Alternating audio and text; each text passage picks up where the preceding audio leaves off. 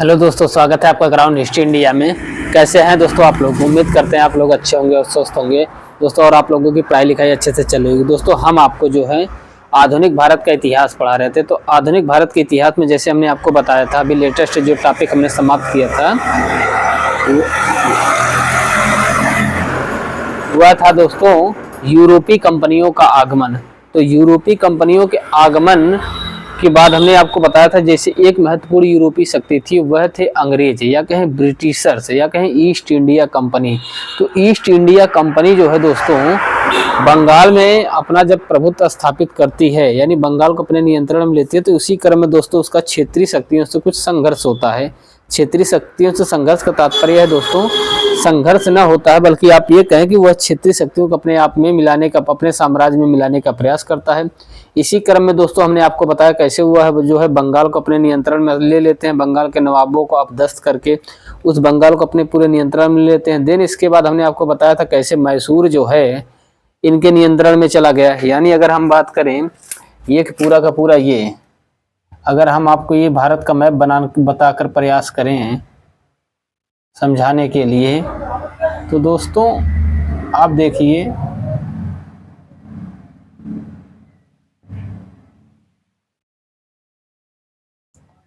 हमने एक हल्का सा आपको मोटा मोटा आइडिया ताकि आपको हो जाए दोस्तों, आप इस चीज को समझ पाए।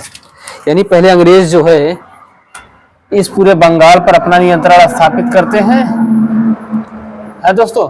बंगाल के बाद ये जो है मैसूर पर धावा बोलते हैं, क्षेत्रीय राज्य। मैसूर के बाद ये अवध पर हमने आपको बताया था, इस अवध को अपने नियंत्रण में ले लेते हैं। ये सारी चीजें हम आपको इसके पहले वाली वीडियो में आपको अच्छे से बता चुके हैं। तो अब जो है दोस्तों हमने सोचा कि आपको सिख बताएं या फिर मराठा बताएं, तो हमने स्टार्ट किया है मराठा साम्राज्य। यानी आप देखिए ये पूरा का पूरा महाराष्ट्र वाला, जो महाराष्ट्र वाला क्षेत्र था, इस वाले क्षेत्र में दोस्तों जहां पर मराठे एक्टिव थे, यानी इस पूरे मराठे तो लगभग अभी देखिए पूरा पूरा दिल्ली तक नियंत्रण स्थापित करते हैं। दिल्ली को भी अपने अधीन से लेते हैं। एक समय ऐसा आता है मराठों का जब उत्कर्ष होता है पेशवाओं के अधीन, तो हम आपको अच्छे से बताएंगे। फिलहाल आप ये जान जाइए कि बंगाल पर नियंत्रण स्थापित करने के बाद अंग्रेजों का मैसूर पर नियंत्रण स्थापित हो गया, यानी कर्नाटक में। कर्नाटक के बाद ये पहुंच गए अवध पर, कैसे अपना नियंत्रण स्थापित कर लिए। अब आप देखिए महाराष्ट्र वाले क्षेत्र में, यानी पूरे मराठा सल्तनत को अंग्रेज कैसे अपने कंट्रोल में करते हैं, अपने अधीन में लेते हैं।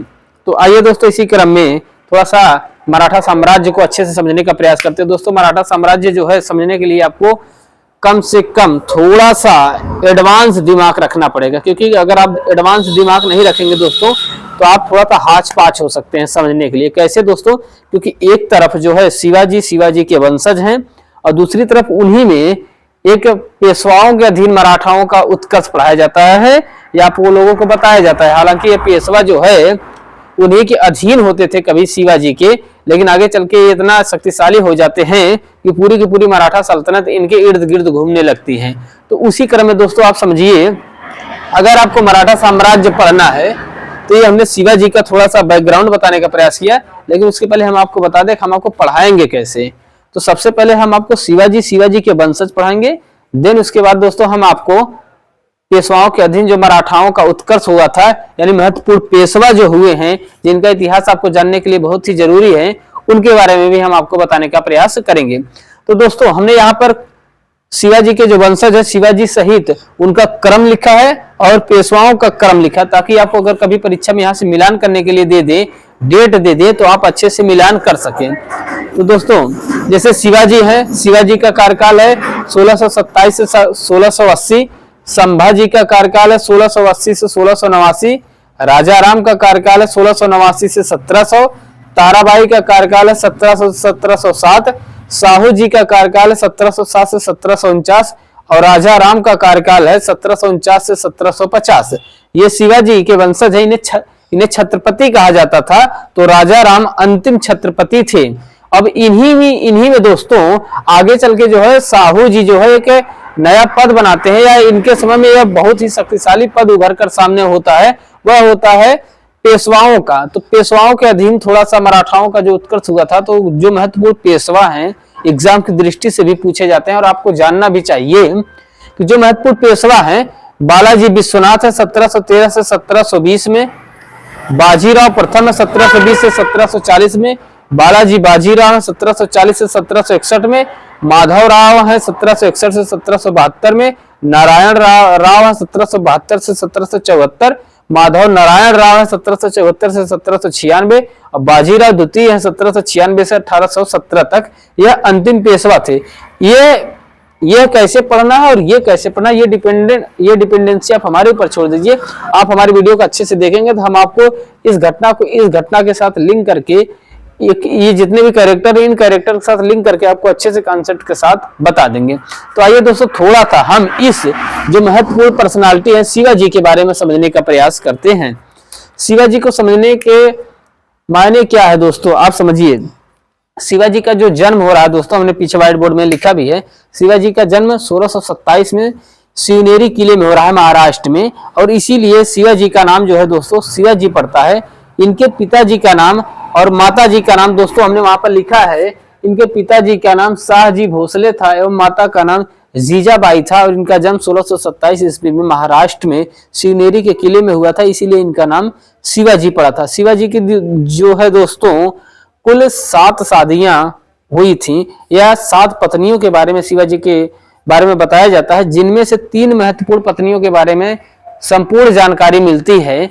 वह 3 पत्नियां कौन कौन है दोस्तों, कि इन्होंने कुल 7 शादियां की थी, जिनमें से 3 के बारे में जानकारी मिलती है। पहली पत्नी का नाम था साईबाई निम्बालकर, इनके पुत्र थे संभाजी महाराज थे, और इनका विवाह येसुबाई से हुआ था। इनका पुत्र था साहू जी, यानी साहू जी शिवाजी के पोते थे। आप जान जाइए दोस्तों, यानी पहली पत्नी का नाम साईबाई निम्बालकर था, इनके पुत्र थे संभाजी महाराज थे, और इनका विवाह येसुबाई से हुआ था। इनका पुत्र था, यानी येसुबाई का पुत्र था साहू जी, यहाँ पर हमने लिखा भी है।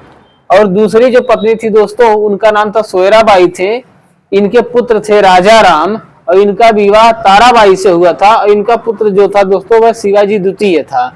आप जानते रहिए।